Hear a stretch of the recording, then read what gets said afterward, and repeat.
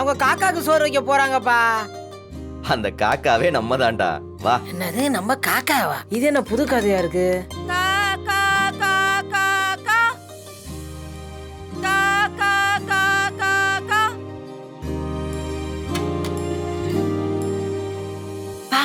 சீக்கிரம் வா, சீக்கிரம் வாடா. என்னத்த நான்வெஜ்ஜா?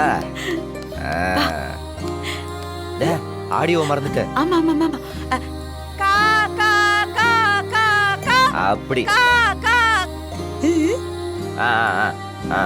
குட். சரி சரி, இங்க பாரு, உனக்கு பிடிச்ச கறி குழம்பு வச்சிருக்கேன், எல்லாத்தையும் சாப்பிடு. உனக்கு கார தூக்கலா இருந்தா பிடிக்கும்னு 4 பச்சை மிளகாயை கிள்ளி போட்டிருக்கேன். நல்ல சுருன்னு இருக்கும், மிச்சம் வைக்காம சாப்பிடணும், சரியா? சாப்பிடு சாப்பிடு, வரேன். அம்மா தட்டு எடுத்துட்டு போங்க, மாட்டிக்க போறீங்க. ஆமா ஆமா, நல்ல வேலை. உனக்கு இவ்வளவு அறிவு இருக்கு. டவுட் வந்துற போது கத்தினே போங்க. தட்டு எடுத்து போக சொல்றதுக்கெல்லாம் அறிவு வேணுமா? என்ன கொண்டு வந்திருக்காங்க?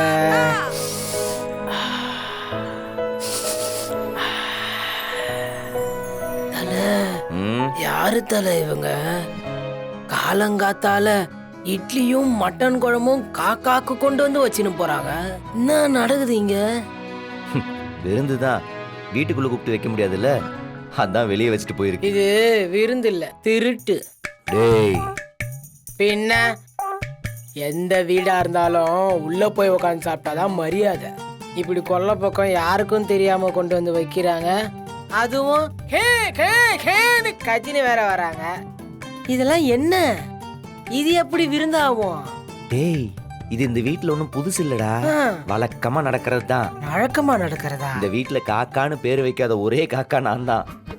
பல வருஷமா அப்படிதான் வாழ்ந்துட்டு இருந்தேன். ஏன்பா இப்பதானே குடும்பத்தோட பிரச்சனை? இப்பதானே விலகி இருக்க? ஆரம்பத்துல இருந்தே எனக்கு எங்க அப்பாவுக்கும் ஆகாதுடா.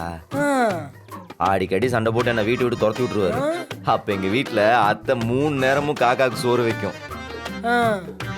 இவ்வளவு ஏன், இந்த காக்காக்கு டீ, காஃபி, மிக்சர், முறுக்கு, ஸ்நாக்ஸ்னு எல்லாமே வைக்கும். மிக்சர் ஸ்நாக்ஸ் எல்லாமா? ஆமா. ஒரு மாதிரி வினோதமான குடும்பமாகறீங்களே. சாப்பிடு. சரி, எதுக்கு அதை பத்தி பேசிக்கிட்டு, சாப்பிடலாம் வா.